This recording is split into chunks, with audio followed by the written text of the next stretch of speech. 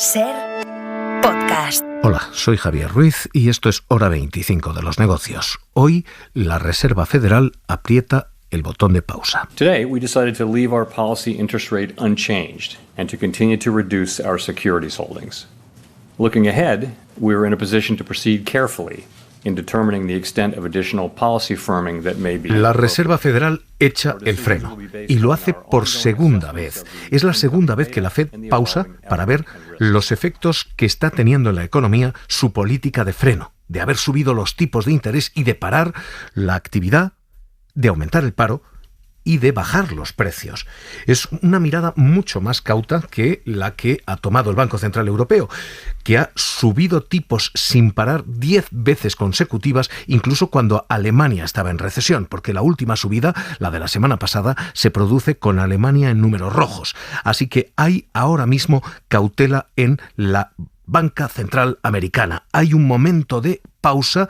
Jordi Fabrega, ¿qué tal? Muy buenas noches. Hola, buenas noches, Javier. Aunque se señala que quizás hay una subida más por delante. Sí, la idea de la Reserva Federal es que el camino de subida de tipos no se ha recorrido del todo y que por lo tanto puede haber por lo menos una subida más de los tipos de interés antes de que acabe este año, pero de momento ha decidido esperar. En la reunión que ha terminado hoy, la Reserva Federal decide mantener el precio del dinero, está en un rango que va del 5,25 hasta el 5,5%, y aquí seguirá al menos durante un mes más, una medida que adopta con la idea de no causar más daño a la economía. Estamos viendo, según los últimos datos, que el paro en Estados Unidos se está incrementando, ha subido un 0,3% en agosto, se han destruido prácticamente 200.000 empleos. También la tasa de crecimiento de la economía en Estados Unidos está en niveles bajos, en el 1,3%, y esto es lo que lleva a la Reserva Federal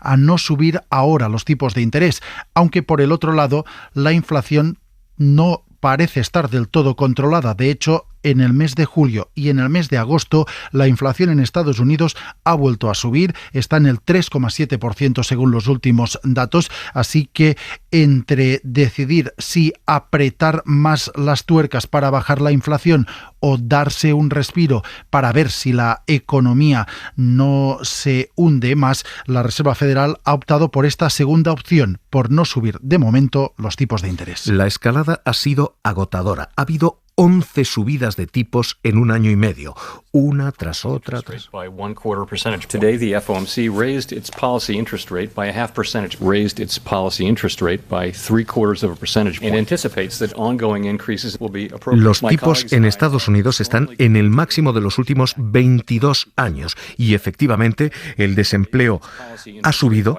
la inflación ha bajado. Este es el efecto que se buscaba, daño en el mercado laboral obligatoriamente, pero control de precios. Y ahora la cuestión es qué pasa de aquí en adelante. Y esto no ha terminado. La Reserva Federal vive lo que les vamos a describir como su momento Kobe Bryant. Esto es literalmente lo que vive el Banco Central Americano. En el año 2009, los Lakers ganaban a una final a 7 partidos con un parcial de 2-0. Y entonces...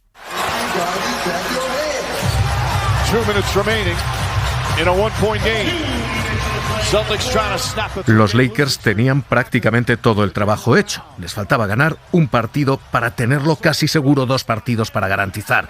Estaba ganada aquella final de liga, pero Kobe Bryant era la cara absoluta de la seriedad, ni una sola sonrisa, un gesto y un rictus absolutamente duro, hasta el punto de que la prensa le preguntaba ¿por qué? ¿Por qué no sonríes? Are you not happy or you're only half happy or still to be happy about? You're up too old. Job's not finished. Job finished?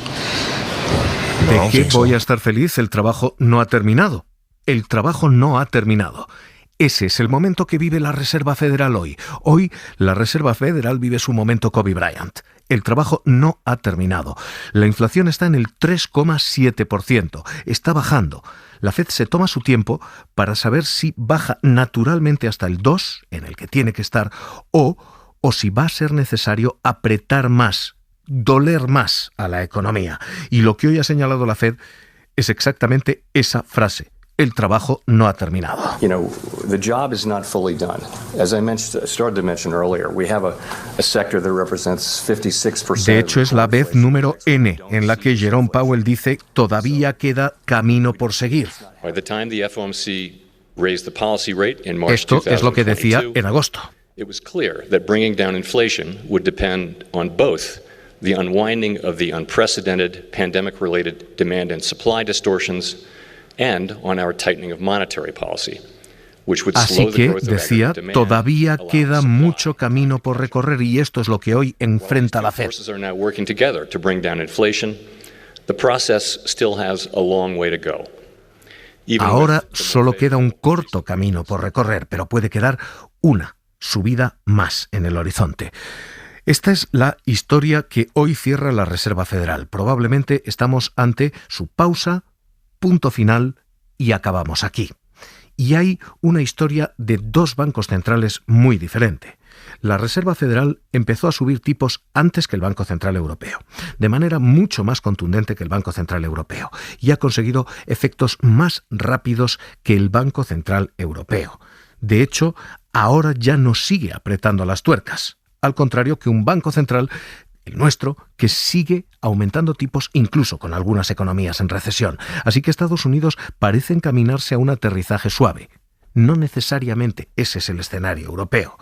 Hay una diferencia de criterios muy notable con un elemento en común. En cualquier caso, y pase lo que pase, ninguno de los dos bancos centrales plantea que vayan a bajar los tipos en breve. Así que, se haya tocado techo antes o no, lo que sabemos es que este techo está aquí para quedarse y el Banco Central Europeo ha sido lo suficientemente claro.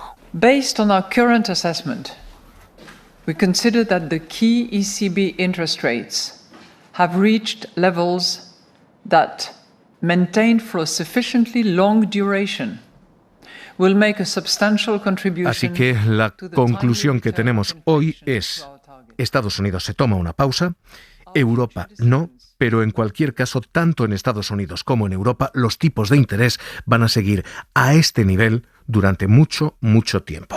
Roberto Scholtes, director de estrategia de Singular Bank. ¿Qué tal? Muy buenas noches. Muy bien, buenas noches. Acabamos de leer, la Reserva Federal dice en su declaración que no va a haber subida, no la hay, pero que tampoco va a haber bajadas. De momento lo que tenemos son tipos altos durante más tiempo. Sí, durante más tiempo es lo que el mercado ha ido descontando en las últimas semanas, en los últimos meses. En concreto, la Reserva Federal en su proyección nos dice que todavía estará a final del año que viene en torno al 5%, todavía a final del 2025 casi en el 4%, y esto sin duda un nivel de tipos de interés que va a seguir permeando en la actividad económica, va a seguir mermando poder adquisitivo de las familias, va a seguir pesando sobre el mercado inmobiliario y, lo más importante, va a seguir encareciendo la financiación empresarial, y esto al final se acabará notando en menor inversión y menor contratación. El Banco Central americano dice, y le queda una bala en la recámara, una subida más. ¿Esa subida es un hecho? ¿Va a subir sí o sí? ¿O es una opción? ¿Se la guarda por si fuera necesaria, quizás no sea necesaria? No, es una opción. Van a seguir dependiendo de los datos, quieren dejar esa puerta abierta para no sorprender demasiado al mercado, no crear turbulencias financieras, pero viendo la moderación de la inflación en los últimos meses, siendo conscientes de que el rebote de los precios de energía durante algún tiempo va a tensionar nuevamente la tasa general de inflación, pero la subyacente va a seguir goteando a la baja, probablemente le lleve a mantener los tipos actuales, a no subir un nuevo cuarto de punto. El Banco Central americano tiene dos mandatos. Uno es controlar la inflación, eso se está controlando, está en el 3,7%, pero su segundo mandato es vigilar también el desempleo. Y el desempleo está empezando a subir con cierta, fuerza no demasiada, pero con cierta fuerza. 170.000 parados más en el último mes. Tenemos una tasa de desempleo allí del 3,8%. ¿Esto puede permitir un aterrizaje suave o Estados Unidos va camino de algo que no sea un aterrizaje suave? No, el escenario económico que dibuja la Reserva Federal, que nos acaba de comunicar, es muy idílico. Es un bache económico que todavía se salda con crecimientos por encima del 1% el año que viene, que van volviendo hacia el 2%, y en el que la tasa de paro apenas está repuntando 3 décimas, y ese repunte se produce fundamentalmente por razones benignas, porque más gente se quiere incorporar al mercado laboral una vez que se va agotando el ahorro y van subiendo los salarios. Todo esto es el corto plazo. Permítame que le haga una pregunta de largo. el Banco Central, los bancos centrales, no ya la FED, también el nuestro, deben revisar su objetivo de inflación. Tener la inflación en el 2% es una cifra que valía en los años 70 y ha dejado de valer ahora, que quizás sea necesario revisar. No, sería contraproducente. En el corto plazo tendría muchas más repercusiones negativas que positivas, cuando justo los bancos centrales están en esa lucha por recobrar una credibilidad que han perdido con el salto tan fuerte que ha dado la inflación en los últimos años. El 2% de inflación se ha demostrado durante mucho tiempo que es el equilibrio perfecto para mantener la economía bien engrasada, pero para tener ancladas las expectativas de inflación. Así que en las ruedas de prensa de todos los banqueros centrales surge siempre esta pregunta. Son muy tajantes al desmentirlo. No cabe esperar movimientos, por lo menos en el futuro previsible. Y en cuestión de comparación, la Reserva Federal, que se toma sus pausas, que ha ido más tranquila en esto, más rápida para empezar y más pausada después para terminar, ¿ha obrado mejor que el Banco Central Europeo, que sube tipos incluso con Alemania en recesión? Sí, porque fue más rápida subiendo los tipos de interés, se dio antes cuenta del error.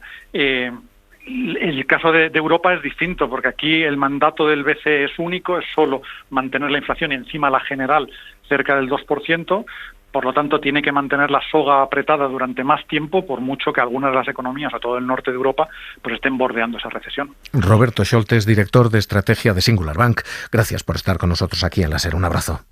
Muchas gracias. Hay un reverso en todo esto. Lo que les acabamos de contar es quién lo paga, quién lo cobra, es la banca. Hoy la banca se sienta en hora 25 de los negocios. Hora 25 de los negocios, con Aimar Bretos y Javier Ruiz. La Reserva Federal mantiene tipos, la decisión está caliente todavía, así que vamos a leer el impacto que tiene con el séptimo banco de este país, con la banca de este país en general. Consejero delegado de Ibercaja, Víctor Ruiz, ¿qué tal? Muy buenas noches. Buenas noches, Javier. Déjeme que le pregunte primero. Hacemos normalmente sector y nombre en concreto, pero tipos y evolución. ¿Cómo lo ven ustedes? ¿Ustedes ven una recesión en el horizonte? Bueno, recesión no, pero sí que vemos un enfriamiento económico generalizado para la economía tanto española como europea. De hecho, en Alemania ya se encuentran en cierta recesión técnica. Pero este enfriamiento económico no es más que la consecuencia de la subida vertiginosa que ha llevado a cabo el BCE desde tipos negativos hasta tipos del 4% en 15 meses.